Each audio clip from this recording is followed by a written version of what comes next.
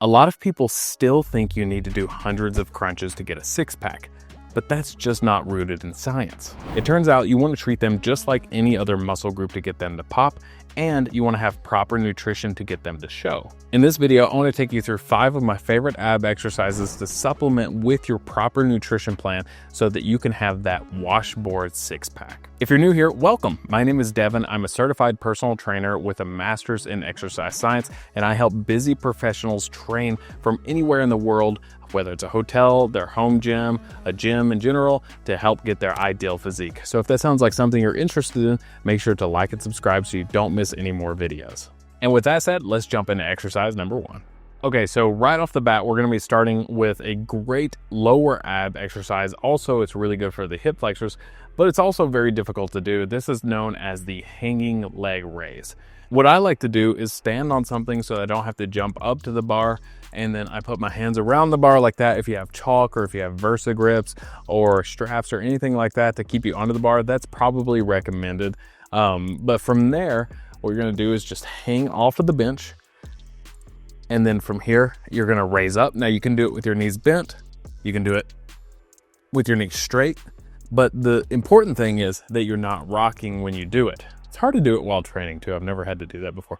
So what it looks like, if you're rocking, would be like you come up just like that and your body rocks back and forth, right? So we want to prevent that. That's part of the stability of this exercise. So that's why you have to go really slow when you're doing it. And like I said, I recommend starting with your knees bent so it looks more like this.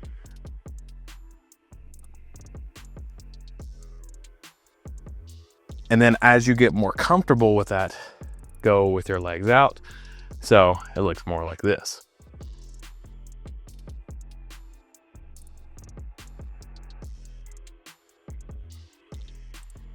Now, one thing you'll notice is that whenever I lift up, I'm actually bringing my pelvis up too. And that's what's really going to target those lower abs, is that pelvis movement. Because the abs you could think of kind of like a band from your sternum to your hips. And what it does is they stretch by expanding that motion, and then they contract by bringing it closer together. So if you're literally just raising your legs up like that, that's all hips. So what we want to do is make that range of motion greater and then smaller, just like that. And that'll go for all of these exercises. So that's the first exercise, the hanging leg raise. Now let's jump into the next one.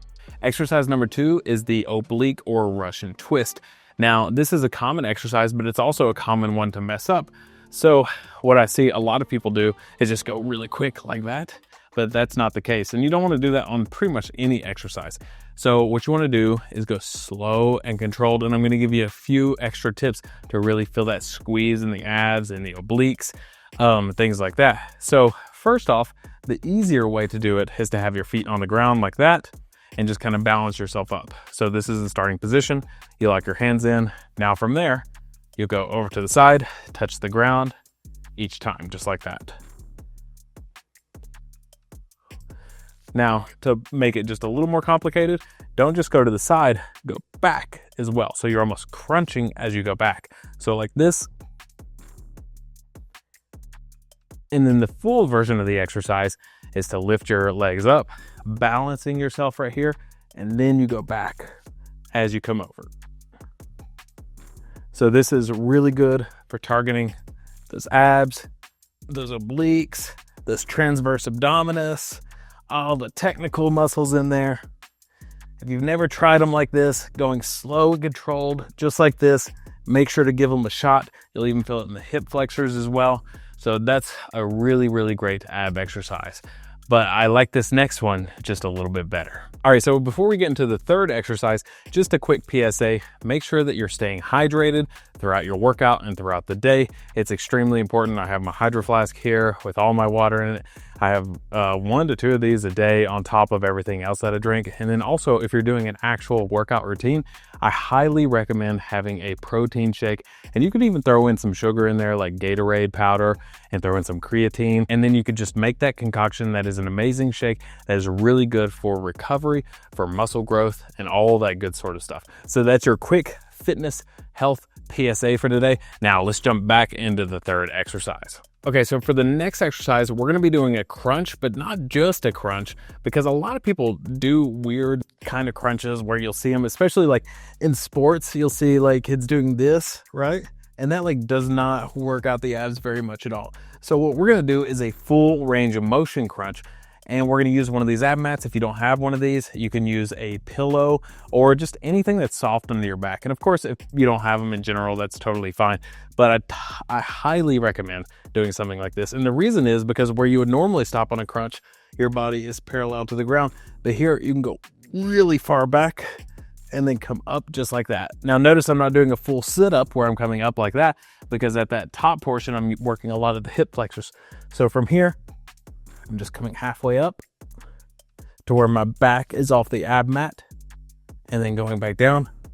I breathe out as I go up and as I go down. And then of course, if you want to make it harder, you can have some weight right here. I recommend holding it up towards the sky, just like that. You could have it right here as well, or you could have it behind your head, which is the hardest version. So this is how to do a proper crunch.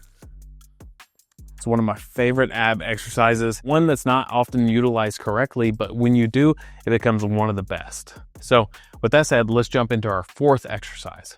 We've done the hanging leg raise, we've done the Russian twist, and we've done the crunch. Now it's time for a great exercise for the lower abs. This is one of my favorite because pretty much anyone can do it, and it's really, really great for helping lower back pain and stuff like that, not just making your abs stronger. This is known as the reverse crunch.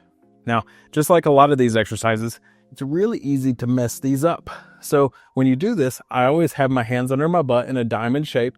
You could spread them out like that. They don't have to be close together. So just like that, and that takes some tension off my lower back.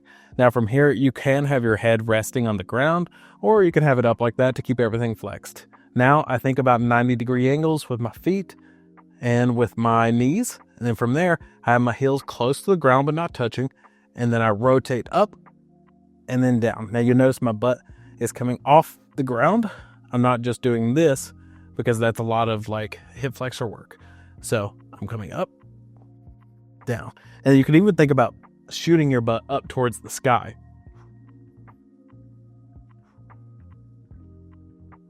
And then a more advanced version obviously is to have your legs straight out like that.